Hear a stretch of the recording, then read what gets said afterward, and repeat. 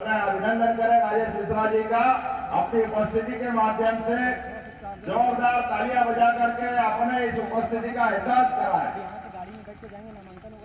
इस मंच पर विराजमान मेरे साथी कैबिनेट में मंत्री और अभी हमारे लिए इस बात सौभाग्य की बात है, हेल्थ के दो मंत्रालय संभाल रहे उप मुख्यमंत्री राजेंद्र शुक्ला जी, जोरदार तालियां बजाएं राजेंद्र शुक्ला जी के लिए। और नर्मदा के परम भक्त भारत सरकार के मंत्री रहे हमारे अपने बीच यशस्वी मंत्री, हम सबके सुपरिचित और आपके सेक्टर के प्रभारी श्रीमान प्रहलाद पटेल जी के लिए जोरदार अभिनंदन करें, जिनके पास कल्पकता, रचनात्मकता और अलग अलग कामों के बारे में उनकी जो गतिशीलता वो हम सबके लिए एक अलग ऊर्जा देती है। हमारी यहाँ की मंत्री श्रीमती राधा सिंह जी, जोरदार अभिनंदन राधा सिंह जी का भी करें। यहाँ की पूर्व सांसद, अभी सांसद है लेकिन पूर्व अभी विधायक भी बन गई, जोरदार अभिनंदन करें नीति पाठक जी का। हमारे दोनों जिला अध्यक्ष देव कुमार सिंह जी सीधी, कहा देव कुमार सिंह जी, जोरदार अभिनंदन करें देव कुमार सिंह जी का। और राम सुमिरन गुप्ता जी, जोरदार अभिनंदन करें राम सुमिरन गुप्ता जी का भी। आप भाग्यशाली हो साहब, दो ही देवताओं के नाम है जिला अध्यक्ष, इतना बढ़िया सिद्ध क्षेत्र, जोरदार तालियां बजाओ। देव कुमार है कि राम सुमिरन, पूरा दुनिया आज भगवान राम को सुमिरन कर रही है, हम सब सौभाग्यशाली हैं। कमलेश्वर सिंह जी हमारे लोकसभा के प्रभारी, माननीय भाई साहब बहुत वरिष्ठ नेता, आपका भी वंदन अभिनंदन। श्री विश्वामित्र पाठक जी, जोरदार अभिनंदन करें पाठक जी का। और मेरे अभिन्न मित्र और हमारे अपने बहुत बढ़िया नेता कुंवर टेकाम सिंह जी, जोरदार तालियां बजा कुंवर टेकाम सिंह जी का। राम निवास शाह जी विधायक सिंगरौली, जोरदार अभिनंदन शाह जी के लिए। शरद कौल, जोरदार अभिनंदन करो शरद जी का। इस अवसर पर श्रीमान कांत देव सिंह जी, हमारे अपने मेरे अभिन्न मित्र, हमारे प्रभारी थे उज्जैन के प्रदेश के उपाध्यक्ष कांत देव सिंह जी, तालियां बजाते रहो, मैं नाम बोलता रहता हूं। के तिवारी जी लोकसभा संयोजक, डॉक्टर संदीप मेहता जी, श्री राजेश पांडे जी, कहां राजेश जी, जोरदार अभिनंदन राजेश जी का, जिला प्रभारी सीधी। माननीय प्रज्ञा त्रिपाठी जी, जिला प्रभारी, प्रज्ञा जी का अभिनंदन है। और श्रीमती मंजू सिंह जी, जिला पंचायत के अध्यक्ष। पूरा मंच जोरदार तालियां बजा, पूरे मंच का नाम इतने सारे हैं, लेकिन ये सिद्धि में सिद्ध होने का जगह भी है और हमको हमारा मुहूर्त भी हो रहा है। हमारे लिए परमात्मा की कृपा है, आज पूरे देश के अंदर 20 तारीख से नई लोकसभा के लिए नामांकन की नई पहली तारीख आज से प्रारंभ हुई है और 20 से शायद 27 तारीख तक पहले चरण का फॉर्म भरा जाएगा। और ऐसे फार्म भरने में आप कभी कल्पना तो करो, चुनाव होता तो 2 लोगों के बीच में होता, 4 लोगों के बीच में होता। ऐसे सब लोग मानते कि पूरे देश में, मध्य प्रदेश में 2 दलीय व्यवस्था है और 2 दलीय व्यवस्था में हमारी पार्टी के सामने कांग्रेस का कोई न कोई प्रत्याशी आता। और कितना जोरदार हमारा शुभारंभ हो रहा है। हमारा प्रत्याशी डंके की चोट भगवान राम का आशीर्वाद लेके अपना नामांकन भरने के लिए पूरे प्रदेश का पहला आदमी बनता है। और कांग्रेस का प्रत्याशी तो नहीं आया, लेकिन कांग्रेस में रह करके कांग्रेस की नीतियों का विरोध करते हुए लालचंद जी गुप्ता हमारे बीच में आए, जोरदार तालियां बजाओ, ये कांग्रेस की हालत हो रही है। ऐसी कहावत है कि कूद के पांव पालने में दिखाई देते हैं। अभी से कांग्रेस की यह हालत है। 29 लोकसभा सीट है, लेकिन 29 लोकसभा सीट में अभी कांग्रेस के बड़े नेता कोई चुनाव लड़ने को तैयार नहीं। एक भी नामी गिरामी आदमी कांग्रेस का मैदान में नहीं आ रहा। हम तो कह रहे भैया आओ, आप ही ने तो यहाँ आपके नेता ने पदयात्रा चालू करी थी और लोग कह रहे वो पदयात्रा नहीं, कांग्रेस छोड़ो यात्रा थी। जहां जहां घूमे वहां कांग्रेस छोड़ते चले गए लोग। जिस रास्ते से गए नेता, आगे आगे भाई साहब, पीछे पीछे फुल स्टॉप। पता ही नहीं चल रहा कहां गए, किधर से गए। इसलिए उनका छोटे से छोटा रास्ता रखा गया है। लेकिन हमारा अपना राज्य शुरू से भारत रत्न अटल बिहारी वाजपेयी जी के जमाने से जनसंघ के जमाने का सबसे खाटी राज्य का कोई है।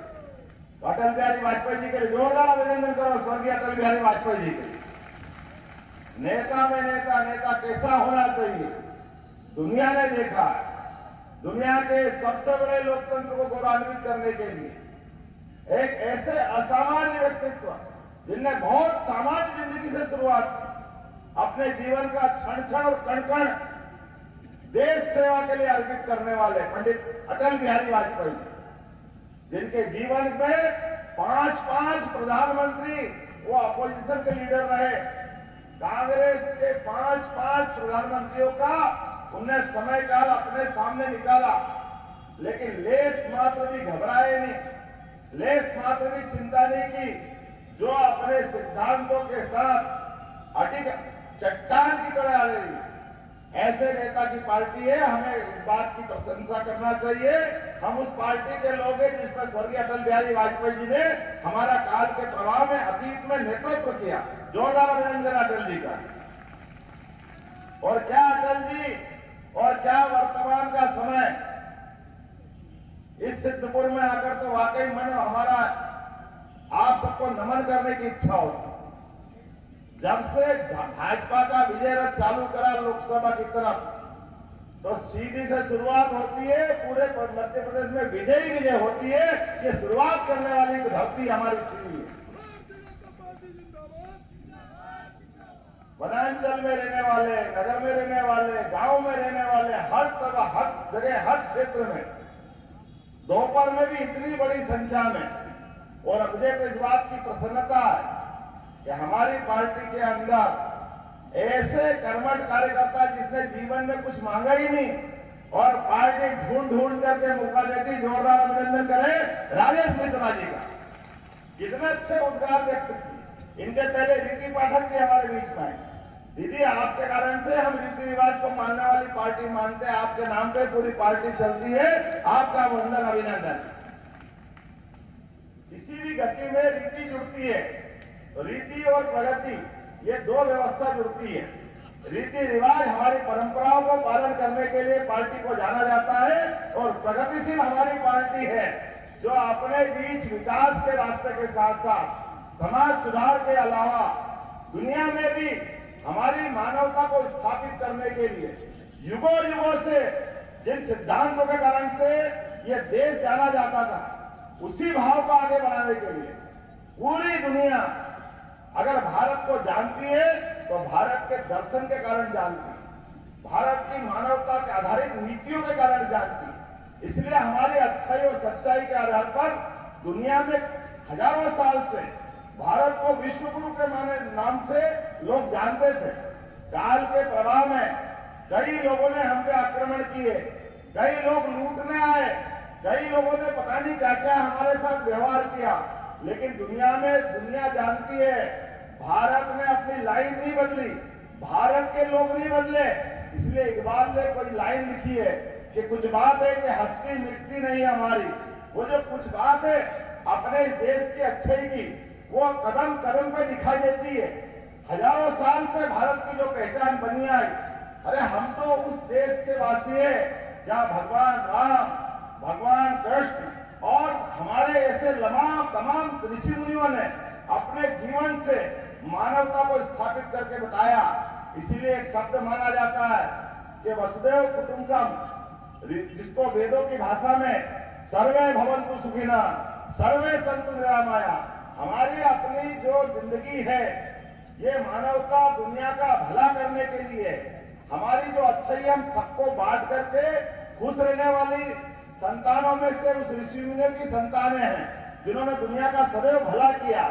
लेकिन एक तरफ भला करने वाले लोग और एक तरफ लूटने वाले लोग, एक तरफ अच्छाई बांटने वाले लोग, एक तरफ सच्चाई छिपाने वाले लोग, ये चुनाव उनके बीच का है।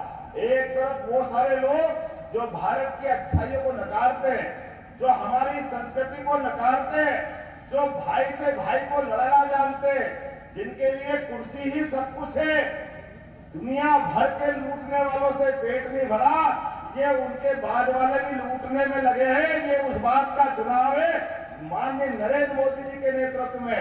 एक बार जोरदार अभिनंदन करो यशस्वी प्रधानमंत्री नरेंद्र मोदी का, जिनकी अपने जीवन में खुद की पूंजी केवल एक ही पूंजी है, जर्रे जर्रे से, रोम रोम से जिनकी भारत माता की जय जयकार निकलती हो, पूरे देश का भला करना चाहते हो और पूरे देश को दुनिया का नंबर 1 देश बनाना चाहते, ऐसे यशस्वी प्रधानमंत्री के लिए चुनाव होने वाला है।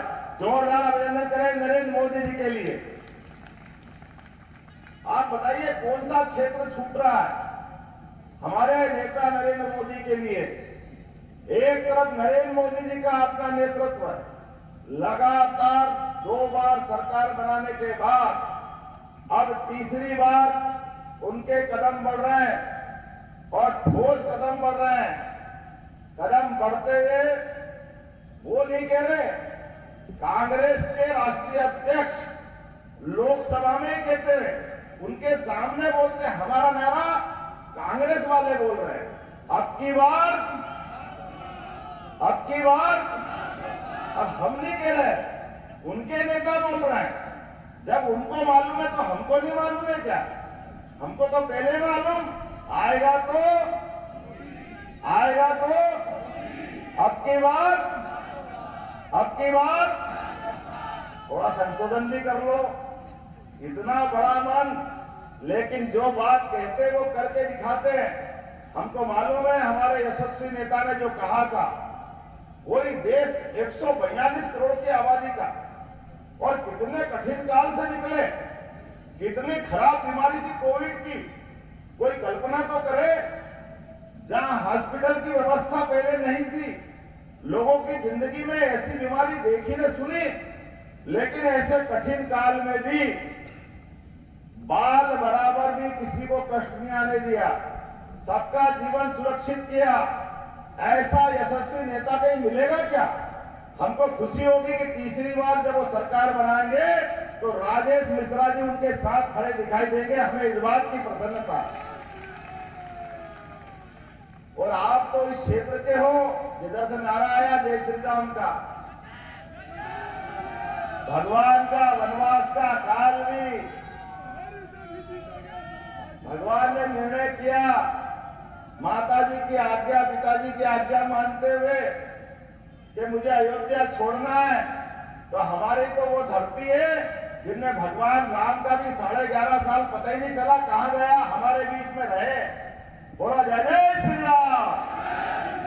और ऐसे पवित्र राम जिनके जीवन में उनके द्वारा किए गए एक एक काम और एक एक रिश्ते को निभाने का दुनिया में कोई उनके बराबर उदाहरण नहीं। ऐसे भगवान श्री राम के ऊपर ये प्रश्न उठाने वाले कांग्रेस के लोग जो कहते थे कि भगवान राम कहां पैदा हुए, जन्म स्थान पर प्रश्न उठाते थे, कितनी प्रकार की बातें करते थे। चलो भाई कोई बात नहीं, आपका पेट भरा जाए, लेकिन देश को अपमानित करने का प्रयास किया, देश के बहुसंख्यक लोगों को नीचा दिखाने का काम किसी ने किया है।